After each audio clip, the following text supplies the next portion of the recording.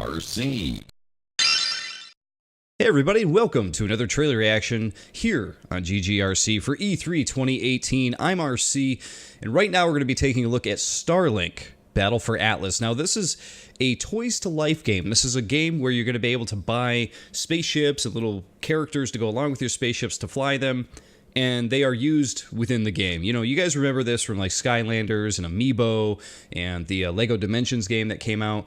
All of these different games that came out that are, I don't think any of them are running. I know Amiibo still come out now and then, but like I think everything else has been shut down up to this point. So Starlink seems to be coming a little bit late, and that could be, you know, a positive or a negative. You know, it could be negative on the negative side. It could be, you know, maybe it's too late for them to release this and they may not, you know, be able to get a good footing because of that. On the positive side, there's not going to be much competition. So this might be a really, really good thing for them. What's interesting is that it's actually coming out this October. Really cool that it's only coming out a few months from now, because I was expecting them to say like, oh, sometime in 2019, because we didn't hear much about this game at all. So what we actually have for you here are two trailers. We actually have one that is showing off the regular game, cinematic trailer, that kind of thing.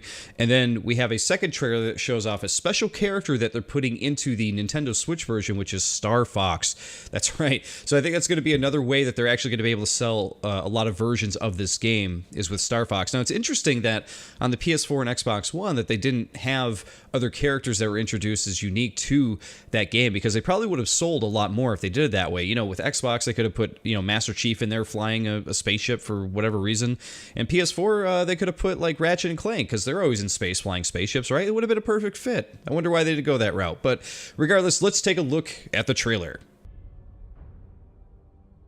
I have waited so long for this.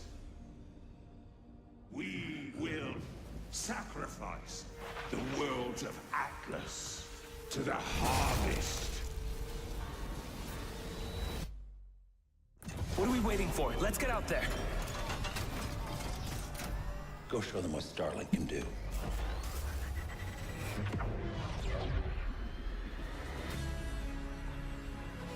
Looks pretty cool. It makes me feel like a, you know, Saturday morning cartoon in the 80s or something like that. Has that kind of feel. The Legion is growing. There aren't enough of us. We need to find help from every planet in Atlas.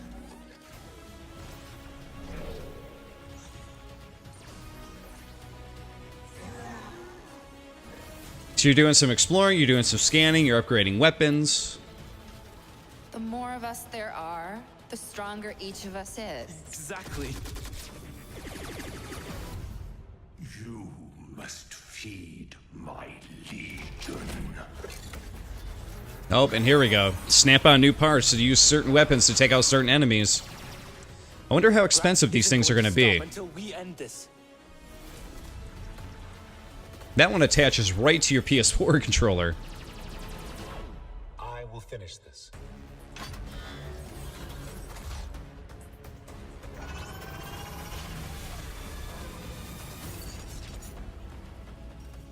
Here we'll jump right into the Star Fox announcement.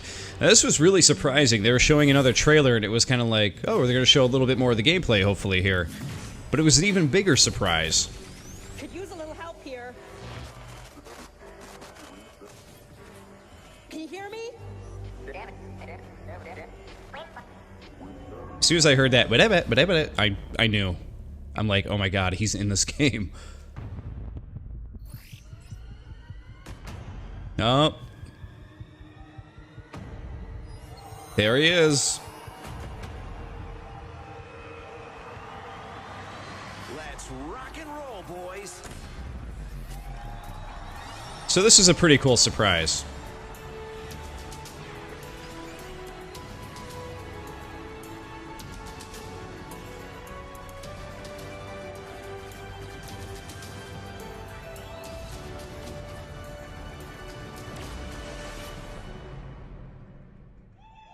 Well, we're going to stop it right there. There's actually a really touching moment right after the fact. If you haven't watched the presentation, I definitely recommend checking it out.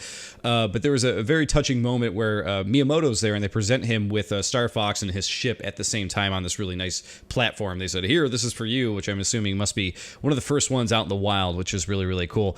But regardless, Starlink looks really promising. I want to be able to play this at a kiosk in a store or whatever to see if it's something I truly would be interested in, because as a grown man, I can admit that I still now and then I build Legos. I'm really into the idea of like having these ships and like being able to build engine parts and stuff on it. I really like that.